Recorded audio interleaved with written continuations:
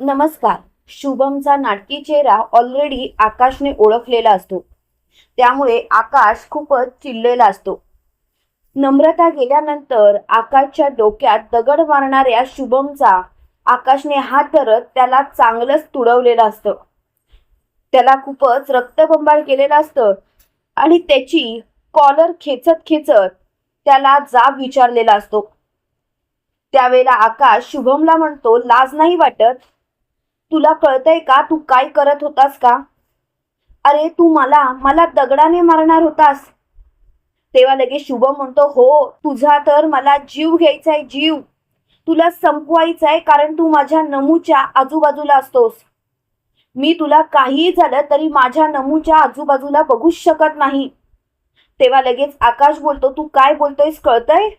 नम्रता फक्त आकाशची आहे आणि नम्रताचं आकाशवरतीच प्रेम आहे. तू नम्रता आणि आकाशला कधीच वेगळं करू शकत नाहीस, कळतंय का तुला? तेव्हा लगेच शुभम म्हणतोय, गप्प बस. नम्रता माझी आहे, माझी. आमच्या दोघांमध्ये तू आलास. तुला आमच्या दोघांमध्ये यायची गरज काय? तू जा ना आमच्या आयुष्यातून. तेव्हा लगेच आकाश बोलतो, तुला काय बोलायचंय? तुला समजतंय का? अरे जरा विचार करून बोलत जा, तू काय बोलतोयस ते. तेव्हा मात्र मोठ्यानी शुभम बोलतो, गप्पा बस. मी सांगितलं ना, नम्रतावरती माझं प्रेम आहे आणि तिला मिळवण्यासाठी मी कोणत्याही थराला जाऊ शकतो. तेव्हा मात्र आकाश बोलतो, म्हणजे तू आमच्यामध्ये भांडणं लावण्याचा प्रयत्न करत होतास. आम्हाला दोघांना वेगळं करण्याचा प्रयत्न तू करत होतास. तुझीच ही कारस्थानं होती ना, पण आता मात्र मी तुला सोडणार नाही. आणि त्याच वेळेला आकाश त्याची कॉलर खेचत खेचत त्याला नम्रताच्या घरी घेऊन येतो. तर इकडे रमाकांतला घरात राहण्यासाठी अंजली आणि अर्णवने नकार दिलेला असतो. वल्लरी तर आगीत तेल ओतण्याची कामं करतच असते. पण त्याच वेळेला आपल्याला असं पाहायला मिळतं की ईश्वरी रमाकांत सोबत घर सोडून जायला तयार झालेली असते. ईश्वरी अर्णवला बोलते, अर्णव सर, जर का या घरात बाबा राहणार नसतील तर मी सुद्धा या घरात राहणार नाही.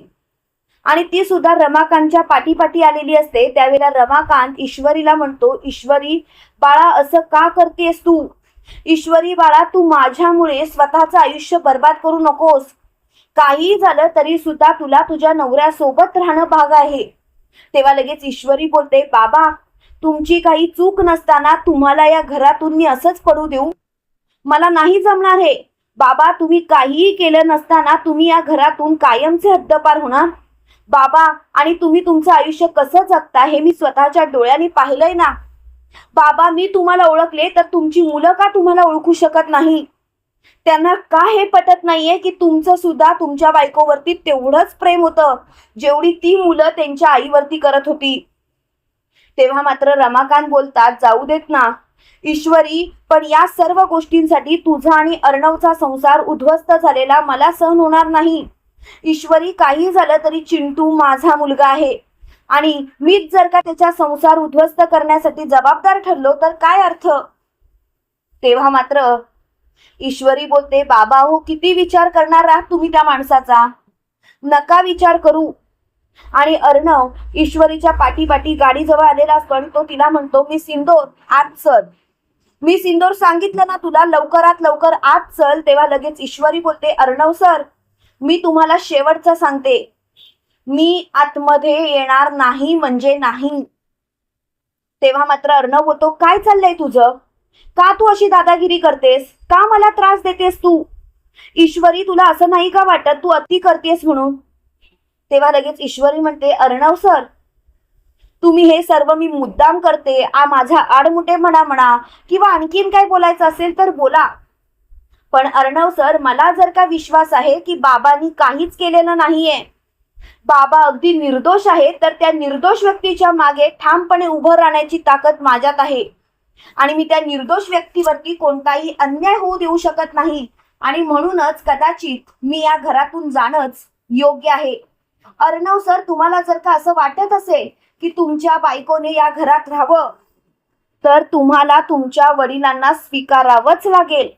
मी म्हणत नाहीये तुम्हाला की तुम्ही त्यांना माफ करा, तुम्ही त्यांना बाबा अशी हाक मारा, पण त्यांना त्या घरात राहण्याचा अधिकार आहे आणि तो अधिकार तुम्ही हिरावून नाही घेऊ शकत. अर्णव सर, एक गोष्ट लक्षात ठेवायची, कितीही काही झालं तरी रमाकांत राजे शिर्के हे एक नाव होतं आणि ते अजून सुद्धा नाव आहे, हे लक्षात ठेवायचं. तेव्हा मात्र अर्णव बोलतो, तू काय बोलतेस कळतंय का तुला? मी माझ्या आईच्या गुन्हेगाराला घरात ठेवू? तेव्हा ईश्वरी बोलते, त्यांचा गुन्हा सिद्ध झालाय? तुम्हीच सांगा ना अर्णव सर, त्यांचा गुन्हा सिद्ध झालाय का? मी तुमच्याकडे काही दिवस मागते, तेवढे दिवस मला द्या. त्या दिवसात मी बाबांना निर्दोष मुक्त करेन, पण तेव्हा मात्र तुम्ही त्यांना स्वीकारायचं. हे ऐकून रमाकांत ईश्वरीला म्हणतात, ईश्वरी जाऊ देत. ईश्वरी, मी जातो. अगं मला या सगळ्याची सवय झाली ईश्वरी. ईश्वरी, माझ्या मुलांपासून लांब राहण्याची सवय झाली. माझ्या बायकोला तर मी गमावलंच आहे. आणि खरं सांगू का, मी आता जी भक्ती करतो त्या भक्तीत तल्लीन होऊन राहायची मला खरंच खूप गरज आहे आणि मला त्यातच आनंद आहे. ईश्वरी, मला स्वतःला सिद्ध नाही करायचंय. मी बरोबर की चूक हे मला कोणालाही सांगायचं नाही, कारण मी बरोबरच आहे हे माझ्या मनाला माहिती आहे. तेव्हा लगेच ईश्वरी म्हणते, या गोष्टीला बाबा परिस्थितीपासून लांब जाणं हे म्हणतात. बाबा, तुम्हाला स्वतःला सिद्धच करायचं नाहीये. बाबा, तुम्हाला स्वतःला दाखवून द्यायचं नाहीये की तुम्ही चुकीचे नाही आहात. तुमच्या मुलांसोबत तुम्हाला राहायचं नाहीये. अर्णव सर, अंजली ताईंनी तुम्हाला बाबा अशी हाक मारावी एवढी साधी तुमची इच्छा नाहीये. बाबा, असं का करताय तुम्ही? बाबा, असं करून काही नाही होणार. परिस्थितीपासून लांब पळण्यापेक्षा त्या परिस्थितीवर कशी मात करता येईल याचा विचार रमाकांत राजे शिर्केने केला पाहिजे. कारण एवढी मोठी प्रॉपर्टी उभं करणं साधी गोष्ट नव्हती, पण तीच प्रॉपर्टी तुम्ही म्हणजेच रमाकांत राजे शिर्केने शून्यातून उभी केली. याचा अर्थ तुमच्यात ती ताकद आहे बाबा स्वतःला सिद्ध करण्याची, आणि तुम्ही या गोष्टींपासून लांब पळता. बाबा, अहो, ज्या गोष्टी तुम्ही केल्याच नाहीत त्या गोष्टी तुमच्या मुलांसमोर कशा आणायच्या याचा विचार करण्यापेक्षा तुम्ही स्वतःला यांच्यापासून लांब ठेवता. याचा अर्थ बाबा तुम्ही आधीच हार स्वीकारता, पण ईश्वरी अर्णव राजे शिर्के कधीच हार स्वीकारत नाही. हे तुम्ही लक्षात ठेवायचं. कारण माझा नवरा नेहमीच म्हणत असतो, प्रत्येक गोष्टीवरती काही ना काहीतरी पर्याय असतोच, पण तो तोडगा मात्र आपण शोधून काढला पाहिजे. आणि तो तोडगा मी शोधून काढणार. मी तुम्हाला शब्द देते बाबा, मी तुम्हाला यातून सगळ्यातून निर्दोष मुक्त करणार. आणि ईश्वरी अर्णव राजे शिर्केचा शब्द म्हणजे काळ्या दगडावरची पांढरी रेख, हे तुम्ही विसरू नका बाबा. तुम्हाला असं नाही वाटत की तुमची या घराला गरज आहे? तेव्हा मात्र अर्णव बोलतो, बस झालं मी सिंदोर, मी सांगतोय ना तू घरात चल. तेव्हा लगेच ईश्वरी म्हणते, अर्णव सर, तुम्ही जर का 10 अट्टी असाल तर मी 100 अट्टी आहे, तुम्हाला माहिती आहे. अर्णव सर, मी सहजासहजी हार मानण्यातली नाही आणि मी तुमचीच बायको आहे, तुम्ही विसरू नका. तेव्हा लगेच अर्णव बोलतो, याचा अर्थ तू काही हट्ट सोडणार नाहीस तर ठीक आहे, तुझ्या इच्छेखातर या माणसाला मी या घरात राहण्याची परवानगी देतोय. पण एक गोष्ट मात्र लक्षात ठेवायची, मिस इंदोर, तुला या माणसाला निर्दोष मुक्त करून दाखवावंच लागेल. तेव्हा ईश्वरी बोलते, Arnav sir thank you. Arnav sir, तुमचे आभार कसे मानू तेच मला कळत नाही.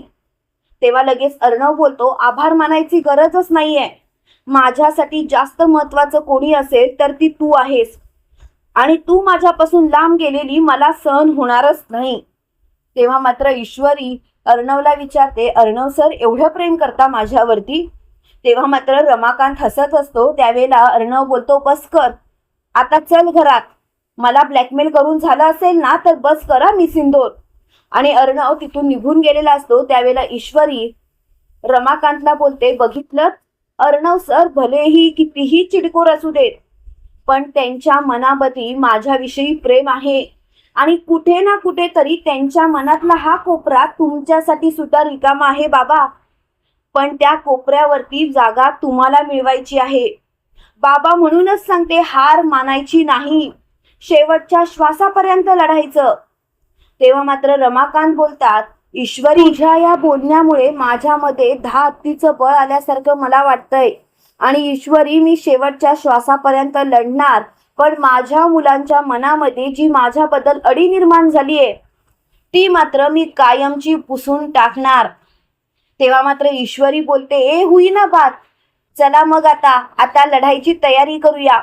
इकडे आकाशने शुभमला फरफटत बाहेर आणलेलं असतं आणि नम्रताच्या पायावरती ढकललेलं असतं. तेव्हा लगेच नम्रता बोलते, आकाश, आकाश, हे काय चाललंय तुमचं? आकाश, तुम्ही शुभूशी असं का वागताय? तेव्हा लगेच आकाश म्हणतो, अगं, तू ज्या माणसावरती विश्वास ठेवतेस त्या माणसानी तू प्रेम करणाऱ्या तुझ्या आकाशवरती दगड मारण्याचा प्रयत्न केला. अगं, हा माणूस दिसतो तसा नाहीये, मनोरुग्ण आहे, मनोरुग्ण. तेव्हा मात्र शुभू लगेच नम्रताला बोलतो, नम्रता, नम्रता बघ, नमू, माझं काय चुकलं? नमू, मी काहीच केलेलं नसताना आकाश माझ्या जीवावरती उठला, मला मारण्याचा प्रयत्न करतोय. त्याचं म्हणणं आहे की त्यात माझं तुझ्यावरती प्रेम आहे असं तो म्हणतो. त्यावेळेला लगेच नम्रता बोलते, आकाश, हे सर्व काय चाललंय तुमचं? म्हणजे तुम्ही अजून सुद्धा आमच्यावरती संशय घेताय का? तेव्हा लगेच मोठ्याने सुप्रिया बोलते, नम्रता थांब, आकाश जे काही बोलताय ते खरं आहे. नम्रता, तुला माहिती नाही, हा शुभम खरोखर मनोरुग्णच आहे. अगं, स्वतःचं डोकं काय आपटत असतो. अगं, त्याच्या गोळ्या किती आहे तुला माहिती तरी आहे का? हे सर्व मी बघितलंय स्वतःच्या डोळ्यांनी. तेव्हा मात्र लगेच सुप्रिया असं बोलताच नम्रता बोलते, आई तू काय बोलतेस? आई, आणि तू मला हे सांगितलं नाहीस. त्यावेळेला शुभम सुप्रियाच्या अंगावर धावत जातो आणि म्हणतो, तुम्हाला काय गरज मध्ये मध्ये बोलायची? तुम्ही उगाच मध्ये मध्ये बोलताय ना. त्यावेळेला नम्रता बोलते, शुभू, माझ्या आईशी असं बोलायची हिंमतच कशी झाली? आणि तू माझ्या आकाशला मारण्याचा प्रयत्न केलास, माझ्या आकाशला? ते काही नाही शुभू, तू आत्ताच्या आता माझ्या आकाशची माफी मागायची. तेव्हा मात्र लगेच मोठ्याने शुभम बोलतो, बस, काय चाललंय नम्रता तुझं? नम्रता, तू असं नाही वागू शकत, कळतंय का तुला? नम्रता, तू फक्त आणि फक्त माझीच आहेस आणि माझीच राहणार. तेव्हा लगेच नम्रता बोलते, गप्प बस शुभम, माझं फक्त आणि फक्त माझ्या आकाशवरतीच प्रेम आहे आणि कायम त्यांच्यावरतीच मी प्रेम करणार. तेव्हा मात्र शुभम मोठ्याने ओरडतो, काय सारखं आकाश आकाश आकाश लावलंयस? अरे, जरा तरी विचार कर ना माझ्या प्रेमाचा. मी तुझ्याशिवाय नाही राहू शकत आणि तू मात्र सारखं आकाश आकाश करतेस. तेव्हा मात्र लगेच मोठ्याने नम्रता बोलते, गप्प बस, मुळात मला तुझ्याशी बोलायची इच्छाच नाहीये. तू असा विचारच का करतोयस? शुभम, याचा अर्थ मगाशी बाईक सुद्धा तूच अंगावर घालत होतास यांच्या. हे सर्व करायची गरज काय आहे शुभम तुला? त्यावेळेला शुभम म्हणतो, बरे, आता हा विषय सोडायचा आणि हा विषय मला अजिबात ताणायचा नाहीये. प्लीज हा विषय इथल्या इथे बंद करायचा. तेव्हा मात्र तिची खूपच चिडचिड झालेली असते. त्यावेळेला लगेच ती मोठ्याने बोलते, आता सगळं काही संपलंय आणि आता हा विषय बंदच झालेला बरा, नाहीतर नको ते होऊन बसेल. तेव्हा मात्र तिची खूपच चिडचिड होते. त्यावेळेला आकाश बोलतो, मी तुला सांगत होतो ना, या माणसावरती विश्वास ठेवू नकोस, पण तू मात्र या माणसावरती विश्वास ठेवत होतीस. अगं, मला तर हा मनोरुग्ण वाटतच होता. त्यावेळेला शुभम आकाशवरती हल्ला करायला येतो. त्याच वेळेला नम्रता त्याच्या सनसनीत कानाखाली मारते आणि त्याला म्हणते, तू फक्त माझा मित्र होतास, पण तू आपल्या मैत्रीचा गैरफायदा घेतलास. मित्र म्हणून तर तू लायकीचा नाहीच आहेस आणि आता यापुढे मला तुझ्याशी बोलायची इच्छाच नाहीये. आत्ताच्या आता इथून चालतं पड. शुभम, तुला या घरात राहायची लायकी नाहीये. तेव्हा मात्र शुभम बोलतो, तू काय बोलतेस कळतंय? नमू, तू मला या घरातून बाहेर काढतेस मला? तेव्हा मात्र नम्रता बोलते, हो, मी तुलाच या घरातून बाहेर काढण्याचा प्रयत्न करतेय. मला तू या घरात नको आहेस, प्लीज या घरातून निघून जा. तर इकडे ईश्वरीने रमाकांतला घरात आणलेलं असतं. त्यावेळेला अंजली बोलते, काय चाललंय? तू या माणसाला घरात घेऊन का आलीस? तेव्हा अर्णव बोलतो, ताई ताई शांत हो, यांना या घरात राहू देत. मी ईश्वरीला 8 दिवसाची मुदत दिली आहे. त्या 8 दिवसात ईश्वरी या माणसाला निर्दोष मुक्त करून दाखवणार आहे. तेव्हा लगेच अंजली बोलते, अर्णव, तुझी बायको घर सोडून जाणार म्हणून तू या भीतीने या माणसाला या घरात राहण्याची जरी परवानगी दिली असलीस तरी सुद्धा मी या माणसाला या घरात राहण्याची परवानगी देणार नाही. तेव्हा मात्र मोठ्याने अर्णव बोलतो, ताई ताई एक शेवटची संधी दिली आहे मी, ताई प्लीज स्वतःला शांत कर. तेव्हा मात्र लगेच मोठ्याने वल्लरी बोलते, अर्णव तू स्वतःच्या बायकोच्या तालावर नसतोस. त्यावेळेला ईश्वरी बोलते, मला एक कळत नाही वल्लरी मामी, तुम्ही कशाला मध्ये मध्ये बोलताय? तुम्ही स्वतःचं तोंड बंदच ठेवा ना. वल्लरी मामी मला तर तुमच्याशी या विषयावर बोलायची अजिबात इच्छाच नाहीये. तेव्हा मात्र वल्लरीची खूपच चिडचिड झालेली असते. त्यावेळेला लगेच वल्लरी मोठ्याने बोलते, संपलंय सर्व आता हा विषय इथल्या इथे बंद करा आणि प्लीज हा विषय आता ताणूच नका. त्यावेळेला ईश्वरी रमाकांतला त्यांची खोली दाखवते. त्याच वेळेला अर्णव ईश्वरीला बोलतो, मिस इंदोर हसू नकोस माझ्याकडे बघून, तू या घरातून जाणार या भीतीने मी या माणसाला या घरात राहायला दिलंय, कारण काही झालं तरी मी तुला गमावू शकत नाही. तेव्हा मात्र ईश्वरी बोलते, अर्णव सर तुमचा हा विश्वास मी नक्कीच सारखी ठरवेन.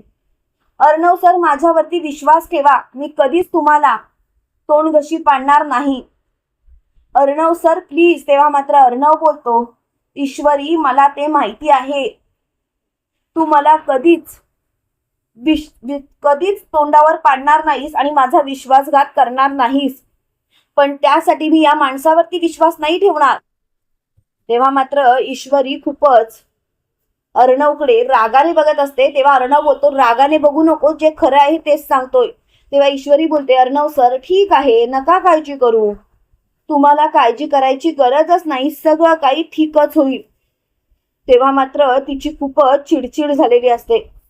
तुम्हाला काय वाटतं मित्रांनो, खरोखर अर्णव ईश्वरीच्या बाजूने ठामपणे उभा राहत रमाकांतची बाजू समजून घेईल का?